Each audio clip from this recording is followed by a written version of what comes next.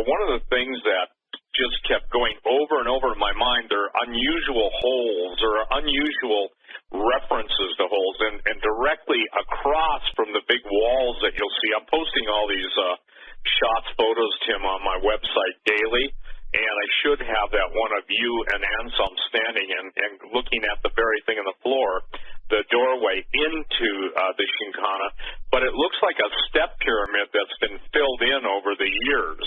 And what's fascinating about this is it's kind of like this. Imagine, if you will, a giant coliseum, circular. The field area is circular, and or actually more oval-like.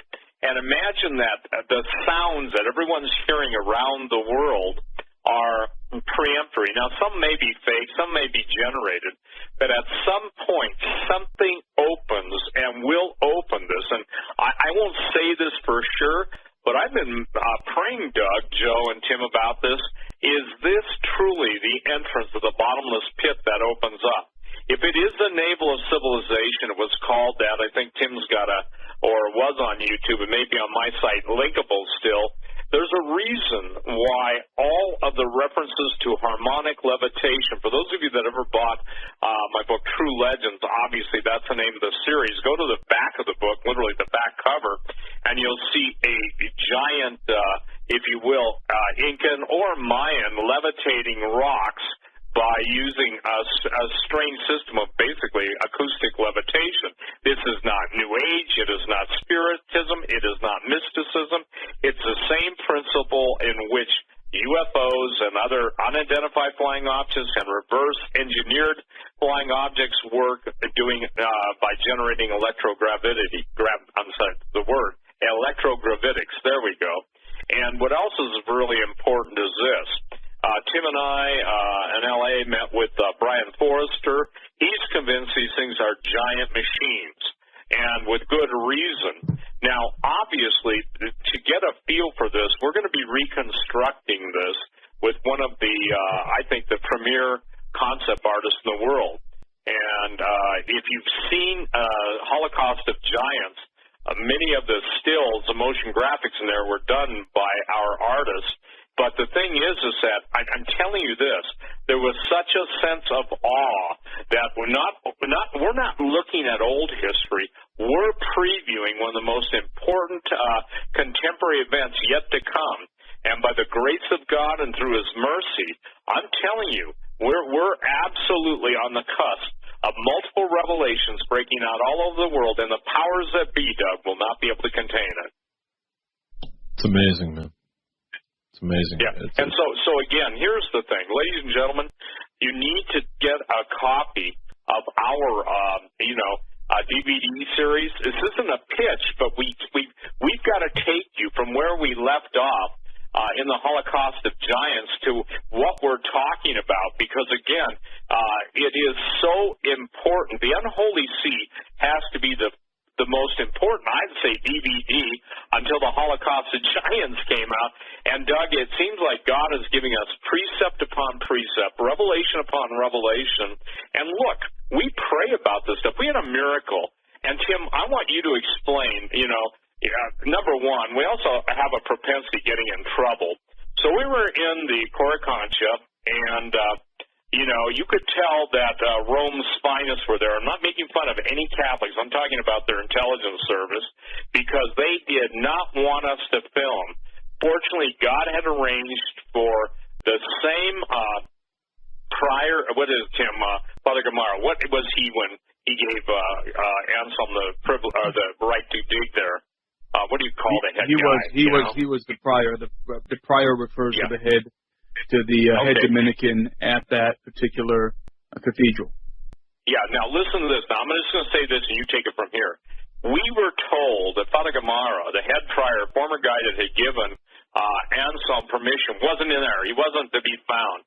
And that was by the guy wearing probably, my guess, $2,000 suit, probably a $500 tie, earpieces, and I know the difference between head spooks and little spooks. This guy was a head spook. So, Tim, take it from there. I mean, we're Anselm. Go ahead. Well, we had unprecedented access to the Coricancha, but specifically to the cathedral. of Santo Domingo, which is connected to the Coricancha, actually sitting on top of it. And the whole area, the convent, the cathedral, the Coricancha itself, is all now owned by the Vatican, specifically by the Dominican Order, and has been since right after the conquest of the city of Cusco by Francisco Pizarro. So, it is strictly forbidden to film inside of any Catholic church in Peru, especially inside of the Church of Santo Domingo. And so we went the first time we went and we filmed for the Unholy See. We had to do it undercover. This time we had a group of about 40 people. Everybody had cameras and cell phones. We had our professional camera crew and our professional cameras and tripods and all the paraphernalia of a camera crew. And we walked in with Anselm P. Ramla and began to film. And Anselm began to take us around the church and show us everywhere he excavated inside the church, primarily where he excavated and discovered where he had gone down into the Chincana in 1982, and then where he came back in the year 2000 to actually do a professional excavation to open the Chincana. And if you've seen our second film, you know exactly what we're talking about. So he showed us exactly where he was, what he was doing, and we were able to stand there with Anselm and film the whole thing. And it was absolutely fascinating because there's no way you can walk in with a group of 40 people and cameras without having somebody like Anselm P. Ramla with you. And so we filmed for a while, and then finally some of the security guys showed up and wanted us to turn the cameras off, but Anselm was speaking with great authority because he knew all of the Dominicans at the time in 2000, many of whom were still there, and he was demanding to see Father Gamara, who was a good friend of his, who was the head of the Dominican order in Cusco during the time in which he was doing his excavation. So we were able to film a whole lot. It was fascinating, and I know those who were on the trip agreed that it was absolutely fascinating, and those who were on this trip got to be a part of something that will never happen again.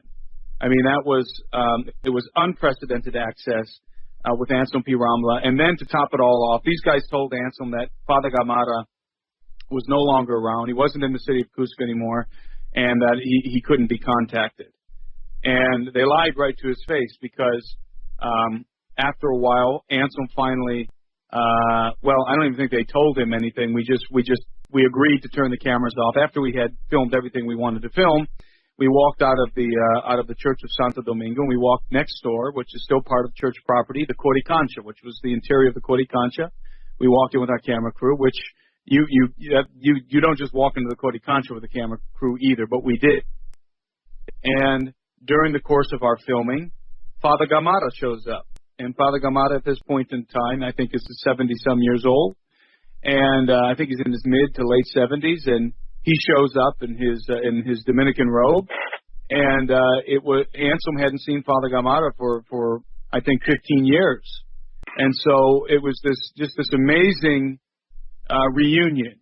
It was a very heartwarming, emotional reunion between Anselm P. Ramla and Father Gamara.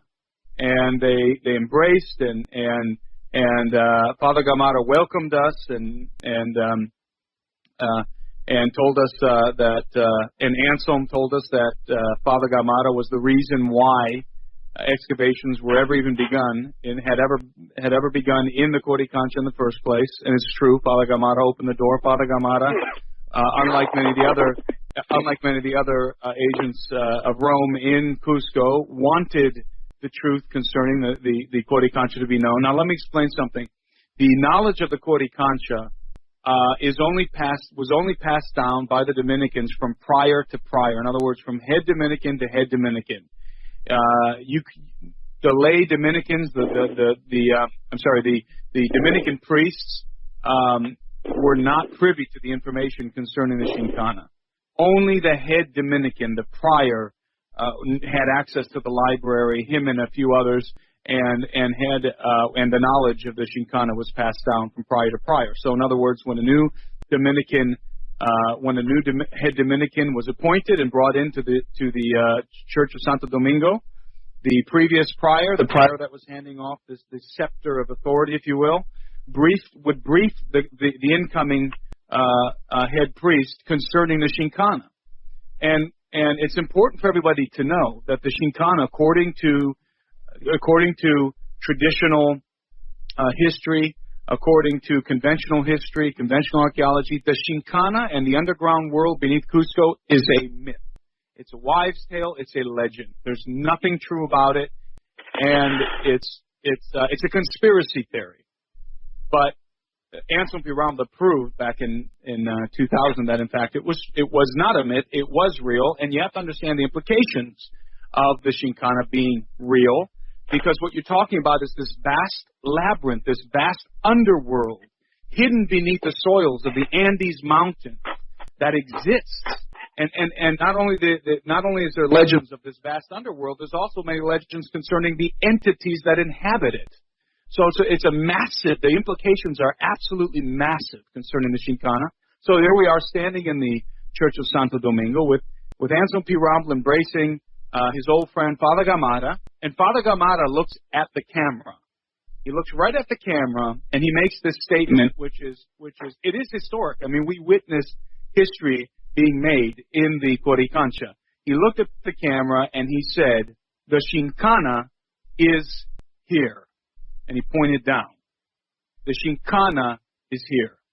Now that is a closely guarded secret, passed from prior to prior, and he's looking at our group of 40 people, and he's looking into our camera, and he is disclosing to the world that the Shinkana is real and it is here. It is beneath the soils of the Coricancha.